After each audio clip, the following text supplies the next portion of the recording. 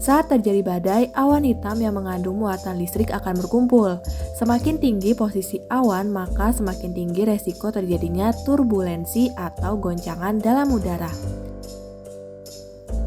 Hai kids, Indonesia sudah memasuki musim penghujan. Saat hujan lebat, sering muncul petir dan cahaya kilat.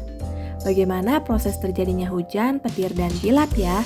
Yuk kita cari tahu bersama. Proses terjadinya hujan. Ada 3 tahap utama dalam siklus air, yaitu evaporasi atau transpirasi, kondensasi, dan presipitasi. Yuk kita bahas satu persatu. Evaporasi atau transpirasi. Evaporasi merupakan proses penguapan air yang berasal dari laut, sungai, danau, atau badan air lainnya.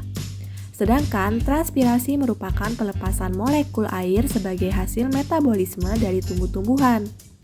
Kedua proses ini merupakan perubahan wujud dari cair ke gas yang dibawa menuju atmosfer. Kondensasi. Kondensasi merupakan proses perubahan air dari gas menjadi cair atau kita kenal dengan istilah pengembunan. Kondensasi kebalikan dari evaporasi. Kondensasi terjadi di atmosfer karena air telah dipengaruhi oleh perubahan suhu dan tekanan. Air berkumpul menjadi awan hitam yang menjadi penyebab hujan. Awan pembawa hujan ini disebut dengan cumulus. Namun yang lebih berbahaya yaitu cumulonimbus. Awan cumulonimbus merupakan awan vertikal yang berbentuk padat yang bisa membuat badai, petir, dan cuaca buruk lainnya.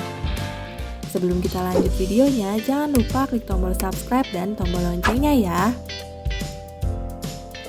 Presipitasi. Presipitasi terjadi karena adanya pendinginan dan penambahan uap air, sehingga air yang membentuk awan mencapai titik jenuh.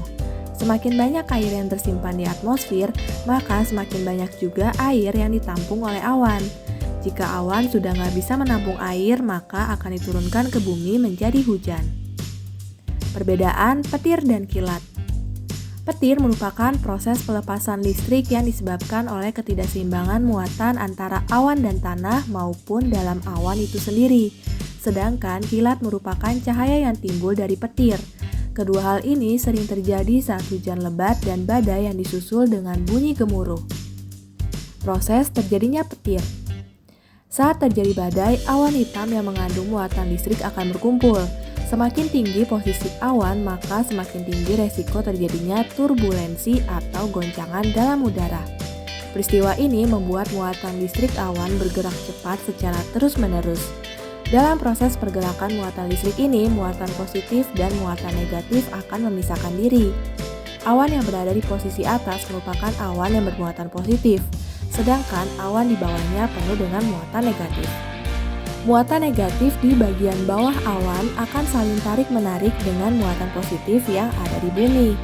Jika muatan negatif pada dasar awan sudah cukup besar, maka muatan negatif akan melaju ke arah bumi, terjadilah fenomena petir.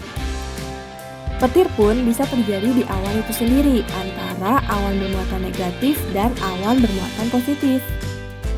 Kenapa kilat dan petir muncul saat hujan lebat? Saat petir menyambar akan terjadi pertukaran muatan negatif awan dan muatan positif di bumi. Hal ini menyebabkan terjadi kilat dan petir pada saat hujan lebat terjadi. Petir dan kilat muncul karena pembuangan muatan negatif pada awan untuk mencapai keseimbangan muatan listrik. Ditambah lagi, awan terbuat dari air. Air merupakan penyalur muatan listrik yang baik sehingga ada arus listrik yang menyebabkan banyak petir. Itulah proses terjadinya hujan, petir, dan kilat yang sering kita dapati saat hujan lebat atau badai. Jadi makin tahu kan kids? Sampai di sini dulu ya videonya. Jangan lupa like, comment, subscribe, dan share ke teman-teman lainnya ya kids. Bye-bye!